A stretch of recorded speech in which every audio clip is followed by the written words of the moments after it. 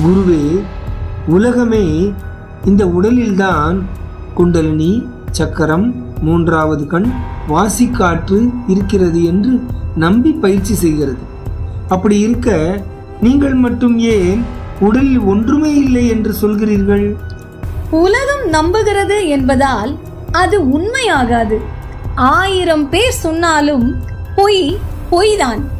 உடலில் குண்டலினி இருக்கிறது என்று நீ நேரடியாக கண்டாயா? இல்லை. யாரோ சொன்னதை நீ நம்பினாய். அவரும் யாரோ சொன்னதை நம்பினார். இதுதான் பரம்பரை. இதுதான் நிரூபணம் இல்லாத நம்பிக்கை. சித்தர்கள் சக்கரம் என்றார்கள்.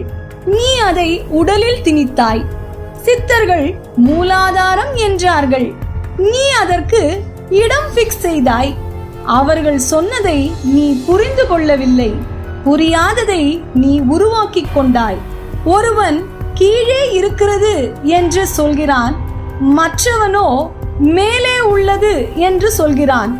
இன்னொருவனோ இதயம் 3வது கண் என்று கூறுகின்றான். உண்மை என்று ஒன்று இருந்தால் ஏன் இவ்வளவு வேறுபாடு? உண்மை மாறவில்லை, மனிதன்தான் மாறிக்கொண்டிருக்கிறான். உடம்பை நம்பினால் மெய்யுணர்வு உண்டோ? நீ செய்த பயிற்சிகள் ஆன்மீகம் இல்லை, மன நம்பிக்கையை உறுதிப்படுத்துதலே.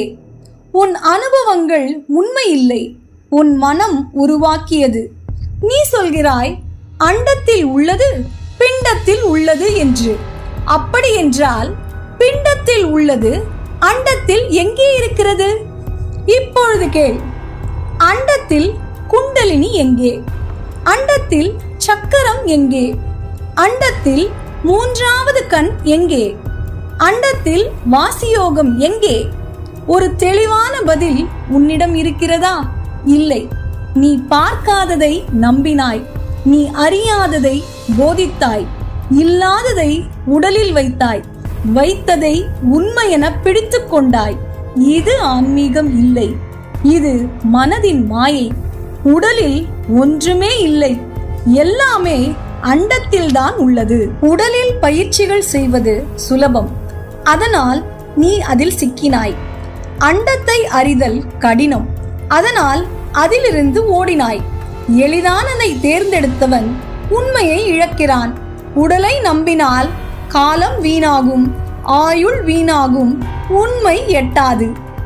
குருவே, நான் கற்றது, நான் கற்பித்தது எல்லாம் பொய்யா? என் அகம்பாவம் சிதறுகிறது, ஆனால் உள்ளம் சொல்கிறது இதுதான் உண்மை என்று. இப்போது நான் என்ன செய்ய வேண்டும்? உண்மையை எப்படி காண வேண்டும்? இப்பொழுது தெளிவாக கேள்.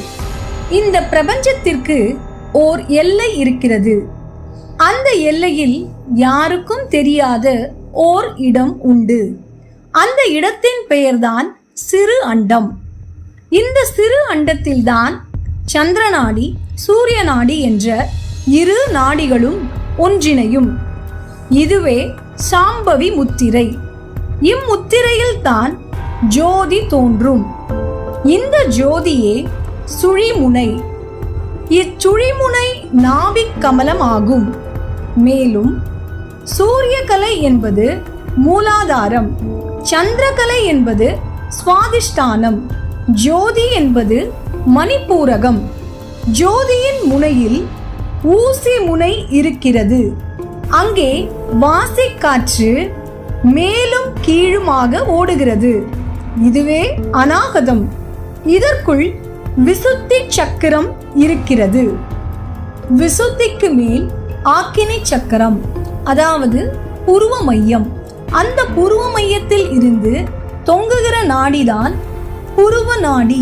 அதாவது நாம் ஏற்கனவே சொன்னது போல சுழிமுனை நாடியின் மேல் பகுதிதான் புருவ மைய நாடி. சுழிமுனை நாடி என்பது மத்திய நாடி. அதனால்தான் சித்தர்கள் அதனை புருவமத்தி நாடி என்கிறார்கள். இதைத்தான் வள்ளலார் ஜவ்வு என்று கூறுகிறார். சித்தர்கள் சொல்வது புருவநாக்கு, அண்ணாக்கு, உண்ணாக்கு எல்லாமே இந்த புருவ நாடியே. இந்த நாடிதான் சுழுமுனையாகவே இருக்கிறது. இதுதான் அந்த சிறு அண்டத்தின் அமைப்பு. இதை அறியாமல் ஆன்மீகம் இல்லை. அதனால்தான் புருவ மையத்தில் விநாயகனுக்கு தும்பிக்கை போட்டிருப்பார்கள். தும்பிக்கையை நன்றாக பாருங்கள். கீழே துளை இருக்கும், மேலே ஞானக்கண் இருக்கும். அந்த ஞானக்கண்ணில் இருந்து தும்பிக்கை தொங்குகிறது. அது என்ன வடிவத்தில் தொங்குகிறது பாருங்கள். அந்த விநாயகன் தான் சுழிமுனை, புருவ மையம், புருவ நாடி, அண்ணாக்கு, உண்ணாக்கு, மணிப்பூரக சக்கரம் எல்லாமே ஒரு கோட்டில் தான் இருக்கிறது. நீ இதை உடலில் தேடினால் இந்த பிறவி மட்டுமில்லை, எந்த பிறவியிலும் உண்மையை அறிய மாட்டாய். அறிந்து தேடு, இல்லையேல் வாழ்நாள் முழுவதும் அலைந்து சுற்று.